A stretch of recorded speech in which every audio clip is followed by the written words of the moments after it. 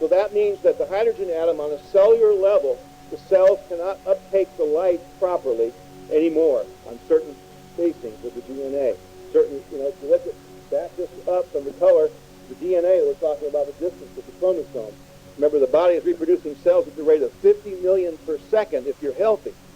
So a little bit of a color problem at the rate of 50 million per second is going to cause a big cellular problem in a little while. For example, you saw when I tested with the glue how quick it failed, energy-wise, breathing the glue, and when we reset the DNA, how strong he could become, even though he was still breathing the glue. It's an instantaneous transition. So in the case of the nuclear receptor, we do muscle testing. Nobody is ever allowed to wear one of these because these can cause tremendous damage to the body very quickly if you have the wrong color on. And I've seen it happen to people.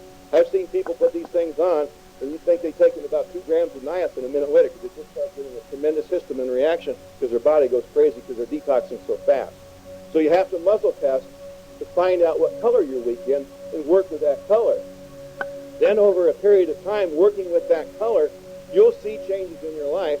And then after 6 months or a year, we test again, and probably your color is strong now. If you had a weak thyroid, that's probably fixed now. And then what happens is some other gland in your body, next weakest link of the chain has to be looked at.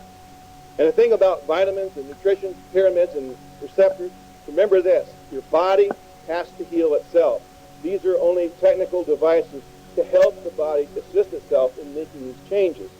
Unfortunately, the negativity of the environment is so overwhelming today, especially in big cities like this, that the body has a heck of a time trying to struggle to find out where the correct frequency is to get back on track.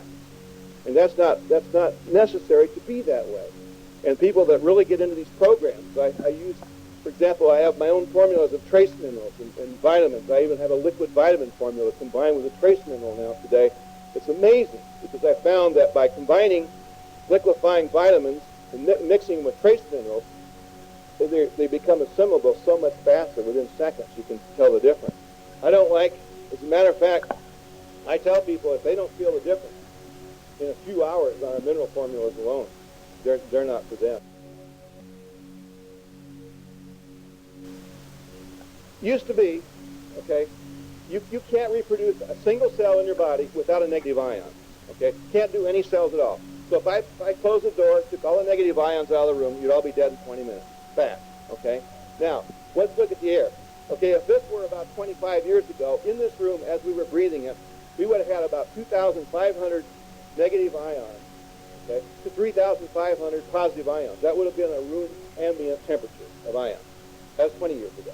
15 years ago, we probably would have been looking at 800 positive ions, 4,000 positive ions per cubic centimeter. That's how it's registered.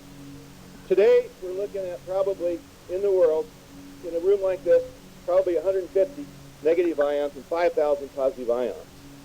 Statistics come from the University of Southern California at Irvine. They use my equipment to test and make these measurements. I've been working on them for years.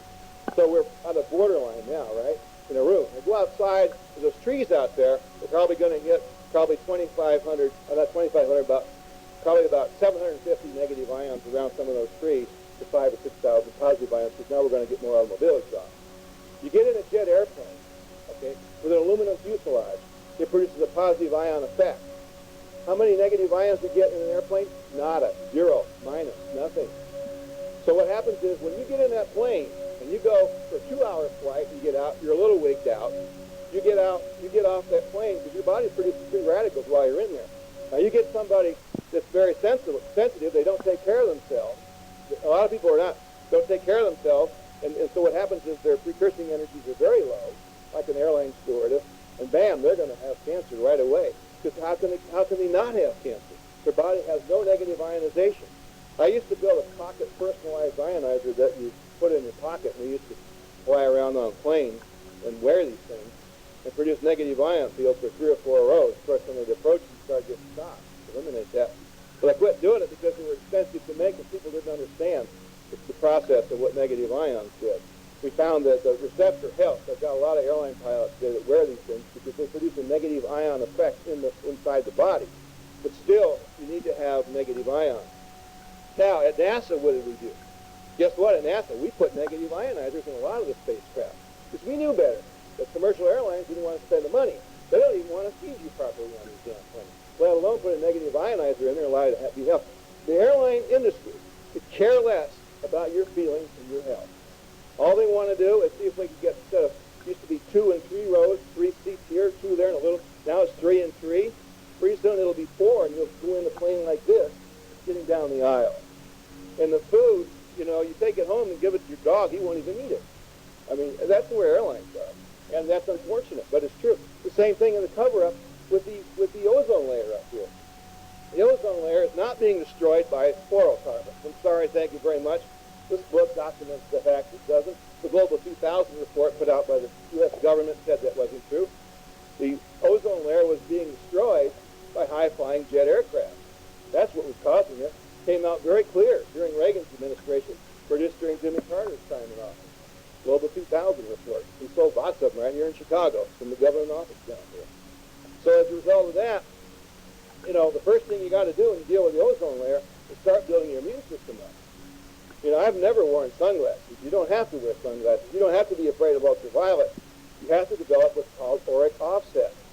Auric offset occurs when the synapses in your body are firing at such high rates that any kind of poisons coming in your body are immediately bound up and made into something positive. In other words, you take a negative electrical precursing energy and make a positive one out of it. And I just demonstrated that with the receptor and the glue. There's other ways to fortify. This is not the only way. We have several different ways. You need to use all of them. So when something comes into your field, you know, it's effective. I teach people how to do meditation and how the power of meditation and how to hook their bodies up to their minds and project this positive thing, and you become bulletproof to these outside negative energies. And that's what you have to be. You know, I think the opening line in my book says it all. It's like a little poem that I stuck in here. And I'll read it to you because it doesn't take very long. I wrote this back in 1985. If I can find it in the first part. Prophecies are for the weak who've lost their way in ignorance and thought history from a ship of fools, whom likewise lost their course and admitted defeat. We don't want to be a ship of fools.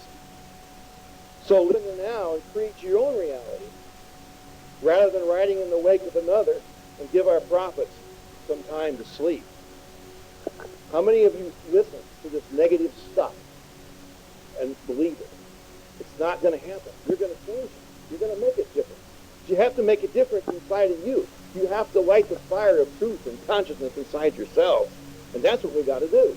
And I've been away from this National Health Federation for a number of years. I came back last year because I spent a lot of time here with Betty Lee Morales and Dr. Christopher and all the original people that were the founders of it, and they were great friends of mine. And I didn't see Betty Lee Morales ever stand up here and worry about, you know, the body falling apart, what was going outside in the world, nor did I ever see John Christopher and people like that. Well, I don't see people like that around anymore. It's gotten to be a dying breed. But the spirit lives on.